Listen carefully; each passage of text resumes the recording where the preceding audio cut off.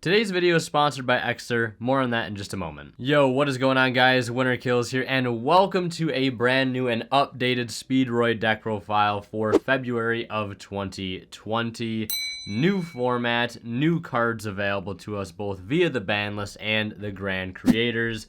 And a lot of you guys have been asking after I posted that test hand video a couple days ago to go ahead and post the updated deck profile. And with a little bit more testing and, testing the build out on the DB ladder, I think this build is definitely ready for a profile, and I'm very excited to go ahead and share it all with you guys. And if you like the video, remember to drop a like and let me know what you think about the build in the comment section below. Now, really quick before we hop into the deck profile, I'd like to take a moment to talk to you guys about the sponsor of today's video, and that is ETele. And if you don't know who they are, they make really high quality, minimalistic smart wallets just like this one right here. So recently they reached out to me asking if I wanted to go ahead and select some products off of their site to go ahead and share with you guys in a video. And not only that, but to mention to you guys about their Valentine's Day sale, which ends on the 14th, and they're having 20% off of everything on their site. And if you have an order of over $150, you get a free gift bag with it as well. Now, I was able to pick out two products for them to send me, and the first one I chose was their Parliament wallet here in this nice steel blue leather design here. And I also went and picked out their solar-powered tracking device. Now, quickly taking a look at the tracker here, you can see it does have this nice little solar panel on it, which I believe it takes about 2 hours to charge in the sun, and the battery life lasts a very, very long time. But just to go ahead and demonstrate the features here, if I go ahead and double tap this button, it's actually going to start ringing my phone, and when I unlock it, the alarm stops playing. And of course, it goes both ways. If I go into the app here and hit ring to find, the tracker itself will actually start ringing as well. There is GPS location with it, so if you're not close enough to hear it, you can still find it. On the inside, there's tons of functionality as well.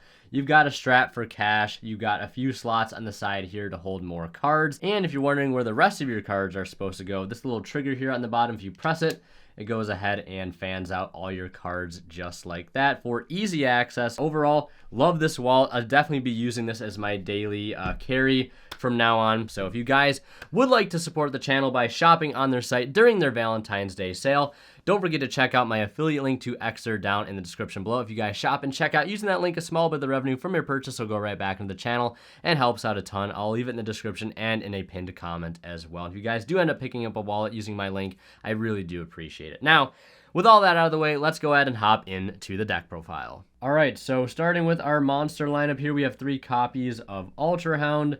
I think my favorite normal summon in the deck next to like Marble Machine. When this card is normal summon, you can send a Speedroid card from your deck to the grave, which is really awesome because we have duplicate.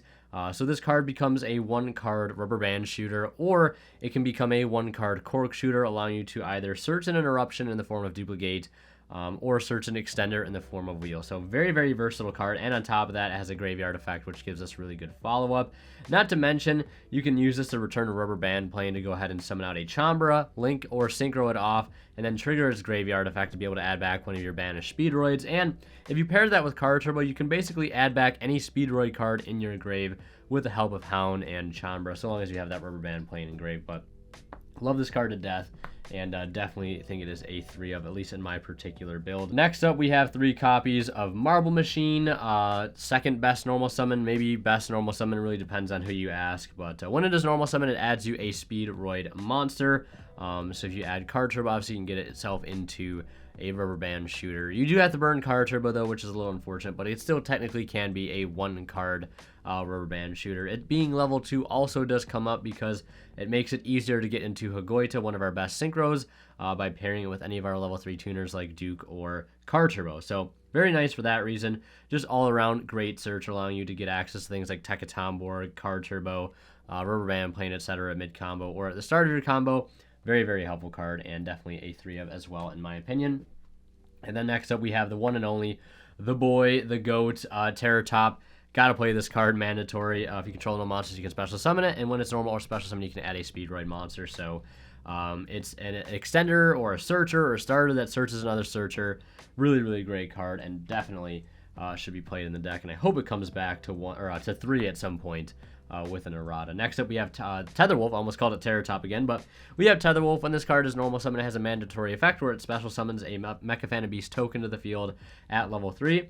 And then this card gains the levels of all Mecha Phantom Beast monsters, or Mecha Phantom Beast tokens on the field. So it paired with the level 3 token, this will become a level 7, which makes it very easy to get into Baron de Fleur with any Tekatomborg or Car Turbo you might have.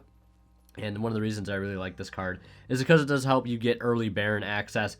And on top of that, this card can also just be a 1-card rubber band shooter as well. And while there are tokens on the field, or Mecha Phantom Beast tokens, it can't be destroyed by battle or card effect. And when it battles, it can contribute a token to make it gain 800 attack, I think, during the damage calc, which is really, really key in getting over some problematic cards like Dark Law, Winda, etc.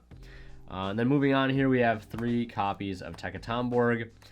Just hands down one of the best extenders in the deck. If you control a wind monster, you can special summon it. And then it has another effect. While it's on the field, you contribute it as cost to special summon a Speedroid tuner from your hand or grave. So this actually plays around skill drain too, which is really nice.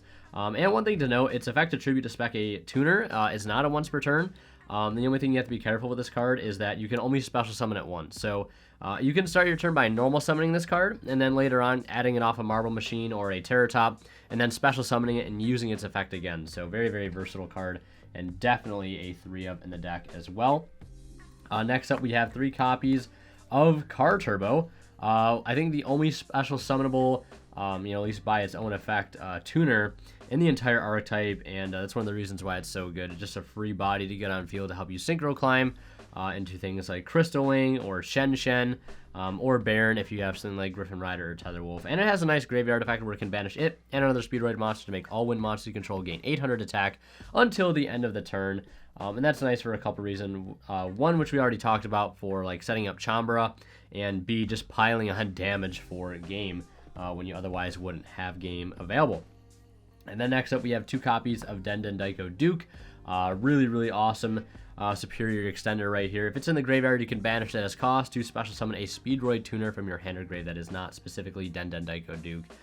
So specs out your Pipers, your Car Turbos, your Dice, etc., etc. Allows you to keep extending after you burn your in-hand extenders like Tekatomborg and Car Turbos. Gives you another layer of extension and is very important. We do play 2 just because like 3 is too much. You definitely don't want to draw this card, but seeing 1 is fine because you can discard it off of things like Wheel or Scratch or Win if you're playing those cards. And it's also just like a card you want to have another copy in the deck for late game plays, because you will definitely go through 2. And luckily we have a card like Shen Shen in the extra deck, which lets us recycle those, so we can basically have sort of like infinite amounts of Dukes. Then next up, we have the 1 Rubber Band Plane. If a monster is special summoned to your field, you can special summon this card from your hand. And then when it's special summoned, I believe, or normal summoned, it can target a monster on the field and make it lose 600 attack until the end of the turn. Which is kind of nice, helps you deal with Appaloozas. This card actually allows you to chain block things too, your Cork Shooters, your Terror Tops, etc. So a very, very nice card to have in the deck. And it's also a level 5 to be able to recycle with Hound, to be able to spec out your Hagoitas or your Chanbras. And you can also easily make things like Kite Drake with this card, or Shen Shen if you pair it with Fukiminoshi Piper. So just an all-around great 1-of extender. And then speaking of 1-ofs, we have 1 copy of the Fukiminoshi Piper.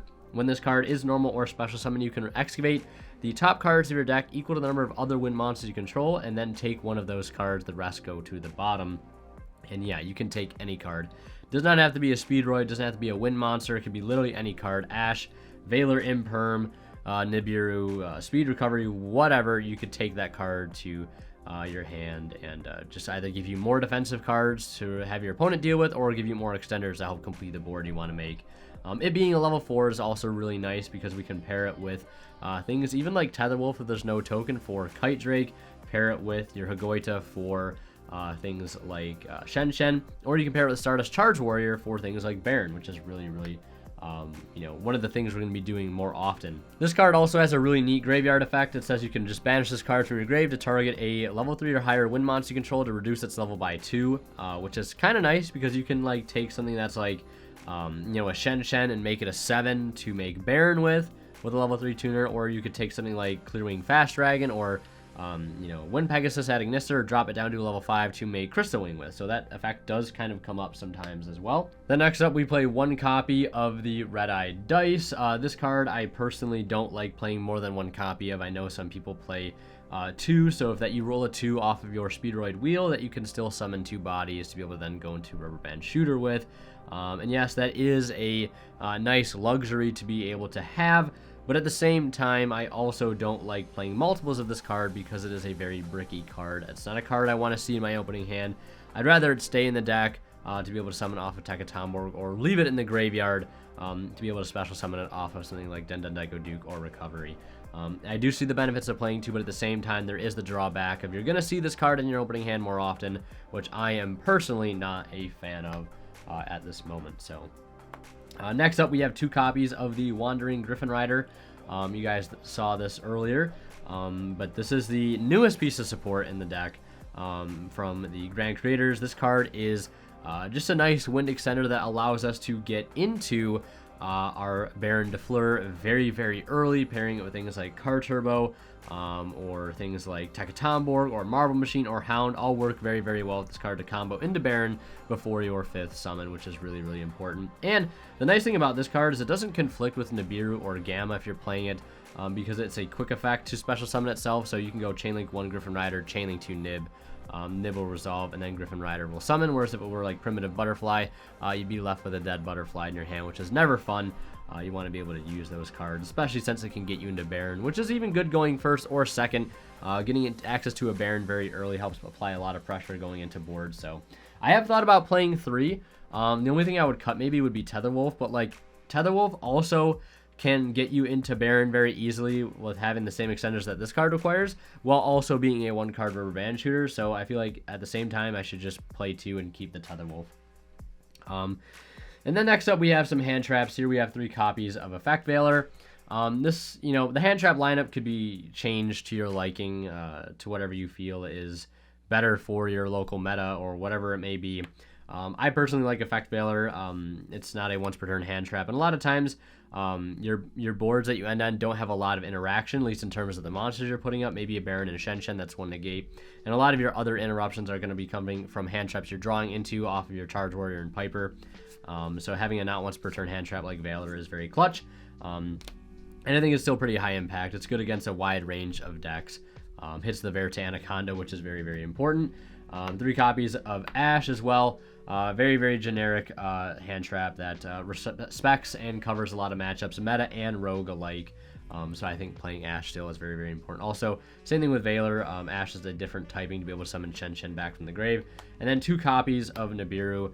I was playing 3, but decided to add the 3rd Veiler in just because, like, with Eldritch becoming a little more popular, you know, whether it be pure or Dogmatica variants, right? This card is not really stellar against those decks. So if I can have, you know, as little dead cards in my deck against those decks, while still having good going second hand traps against like your standard meta combo decks, then that's what I wanted to do. So, and also Nib's not a once per turn, or Nib is a once per turn where Veiler is not. So that is all the main deck monsters. Now we're going to go ahead and take a look at the spells. Alright, so as you guys can see, we only have about 6 spells here in the main deck, and they are 3 copies of Speed Recovery, first and foremost. Yeah, this card is incredible. Not once per turn monster reborn, and if it's in the graveyard except the turn it was sent there, you can banish this card to target a Speedroid monster in your graveyard, add it back to your hand. So not only does it give you extension, but it gives you follow-up. It's not just like a card like Monster Reborn where yes, it can help raise your ceiling, yes, it can help you extend further. It's also ensuring that you have plays on the crackback, which is like just so incredibly important. And in my opinion, definitely a mandatory 3 of in the deck. And then the last spell we have in the main deck is 3 copies of the Speedroid Wheel. Discard a card and roll a 6-sided die, and then you can special summon up to 2 Speedroids from your hand or deck whose total levels equal the result. And then if you do not special summon via this effect, you take 500 damage, you know, times the result. So yeah, this card is like really good sometimes. Sometimes you can obviously roll a 1 or a 2 if you're playing my build, and you only get 1 body, so you do technically go -1. but it can break even, which is really, really good. And sometimes if you roll a 3, 4, 5, or 6, it can just be an absolute bomb mid-combo. And not to mention that it's a very, very good discard outlet for things like Denden Daiko Duke or Fukiminoshi Piper, whatever it may be, getting those extenders into the grave, or even Duplicate as well.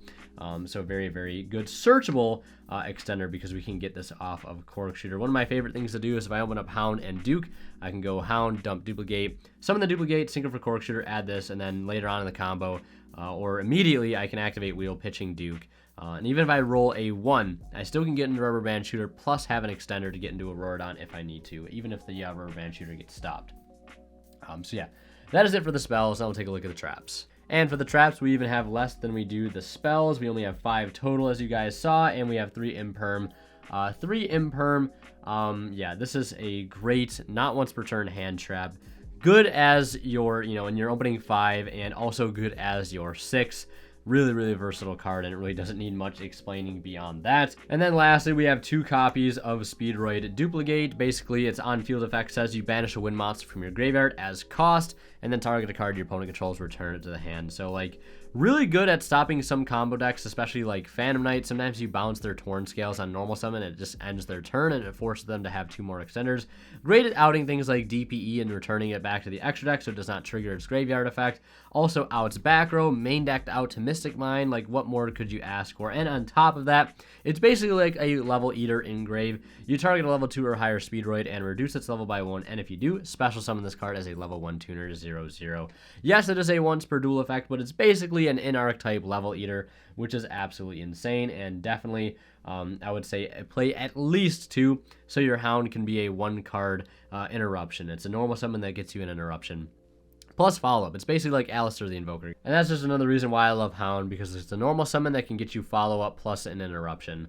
And you can only search the interruption off Cork Shooter. Obviously, you play 2 if you're using the Duplicate to, pair with the Hound. So that's why I like playing 2. And yeah, that is it for the entire main deck. Now we're going to go through and take a look at the extra deck. I'll throw it up on the screen really quickly. And as you guys can see, not much has changed, I think, since the last profile. I think maybe only 1 card has changed. Taking a look at the links, we still have our 2 copies of Rubber Band Shooter. Not much to be said here.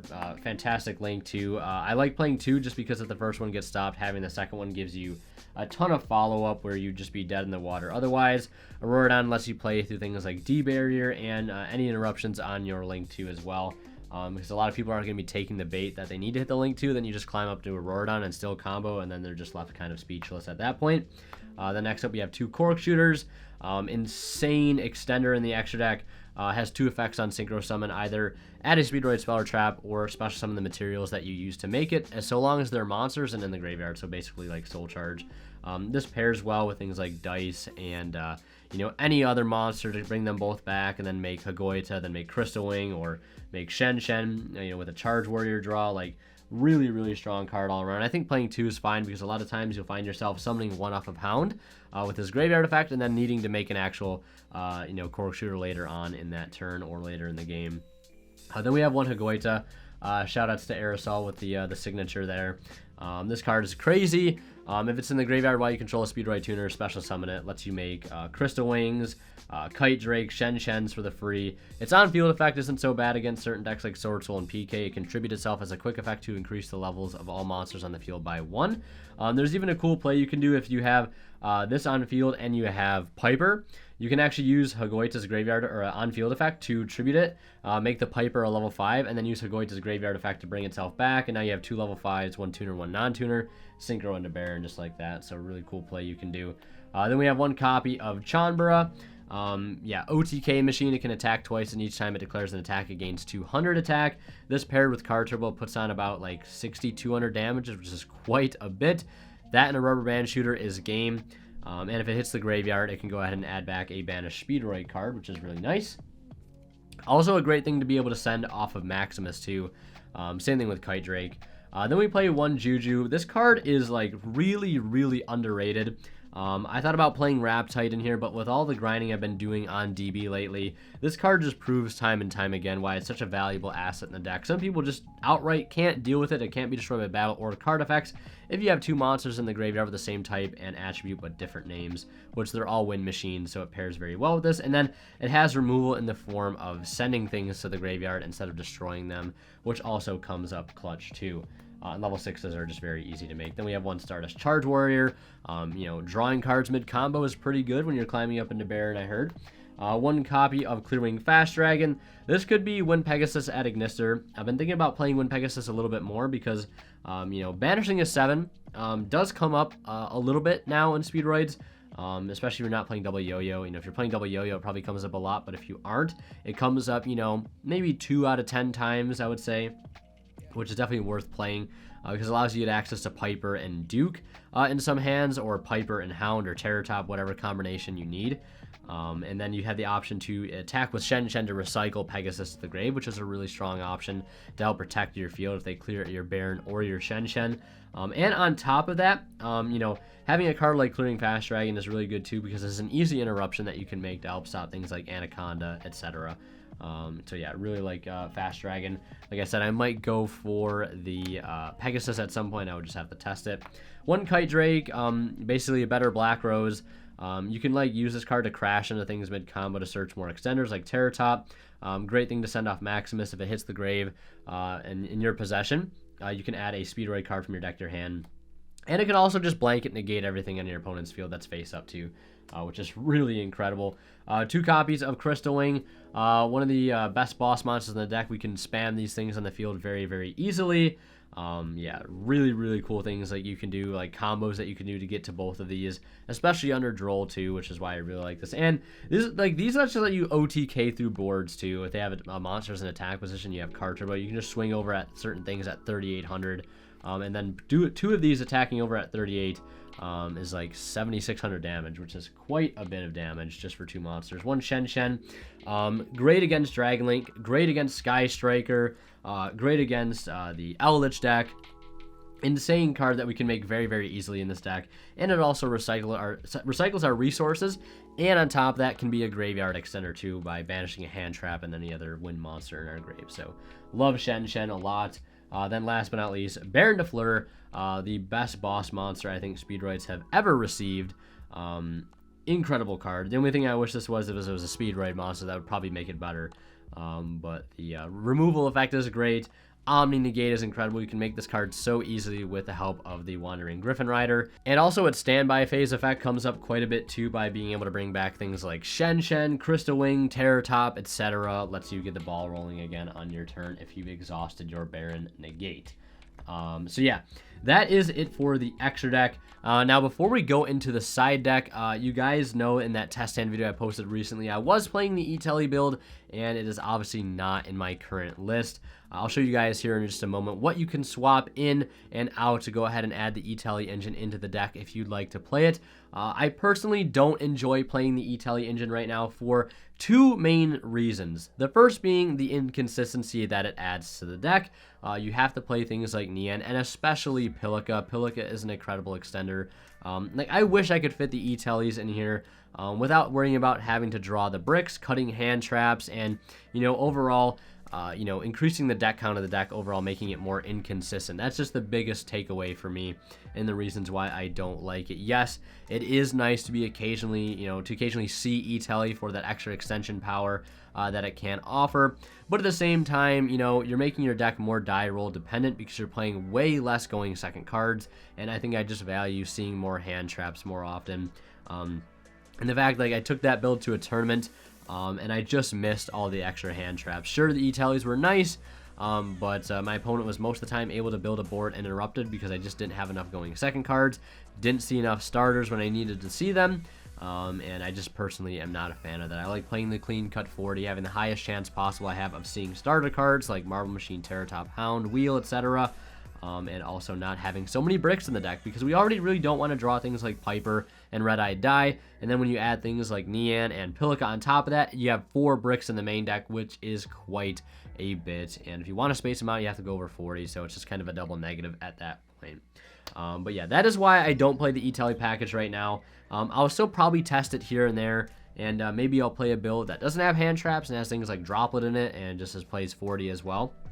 But yeah, now I'm going to show you guys what I would take out to be able to add in the 3 ETeles and the copies of Nian. Okay, so to swap this build over to the ETele build that you guys saw me play in that test hand video, all you're going to need to add in is obviously 3 copies of ETele, 1 copy of Nian, and 1 copy of Pilica. And the only changes that you're going to make, so you're cutting 2 Veilers and replacing the 3rd Veiler with a Nibiru, and there you go, you have my exact list from that test hand video, and you have the ETele package within the deck. But of course, speaking of side deck here, I have made some slight tweaks to this one over the past couple of days, and I think it's pretty fine-tuned right now. We have 3 copies of Lancia, really good for the Shaddoll Invoked deck, for the PK strategy, good against the Sword Soul Tenyi variant as well, depending on how they open. Not the best side, but it still can be sided against them. Can also be sided against VW as well, so really, really good side deck card this format. Mainly for the PK deck, as that is like one of the best decks to worry about right now. And then next up, we play 3 copies of DD Crow. This is a new addition to the side deck. I was talking to a friend about possibly playing this card in this deck. While I don't like the idea of maining it right now, I think having it in the side is really good because it is good against a lot of decks that some of the hand traps in the main deck aren't necessarily that good against. Good against Eldritch, Shaddoll Invoked, Phantom Knight, good against Sky Striker as well, and VW. It's a really nice card to have there. Then we have 3 copies of Cosmic Cyclone. Back row, Eldritch, Skill Drain. There can be only 1 Mystic Mine. Got to have outs for it. That's pretty much it. 3 copies of Solemn Judgment. This card I was like back and forth on. I was like, do I play Anti-Spell or do I play Judgment? And I think Judgment is just 100% the move. Anti-Spell does not deal with Forbidden Droplet, which some of your boards do outright lose to, and Solemn Judgment deals with that card so long as they don't pitch a trap, obviously, which most decks aren't going to do. This can stop really good power plays, can stop normal summons, which is just insane. So yeah, I love this card to death, and I really love playing here. Seeing it off of Piper is just incredible. Then I have just 2 copies of Gozen Match, with PK and decks like Eldritch being more prevalent. Gozen Match is not as good as it once was, I think I'd only want to play 2 copies right now going forward, specifically for decks like Sword Soul or Sky Striker. And then last but not least, 1 copy of Red Reboot for hitting things like D-Berry, because we have no play around to that card. It's D-Berry, right? They can just chain it whenever they want, and same thing with outing things like Skill Drain and TC Boot as well for the free. So yeah, that is it for the deck profile. I hope you guys enjoyed this one. Should be split up into timestamps down on the timeline below. Thank you to Exter for sponsoring this video, and thank you guys for watching. If you want to see more of my content, click on one of the videos popping up on the bottom of the screen right now. And as always, WinnerKill signing out. We'll see you guys in the next one. And last but not least, a huge thank you goes to our Divine level channel members, and they are Tweeter0226, Pony Start, Cadillacs84, Keith Stitchers, and Black Ninja Money. Thank you guys so much, as always, for your extremely generous support of the channel.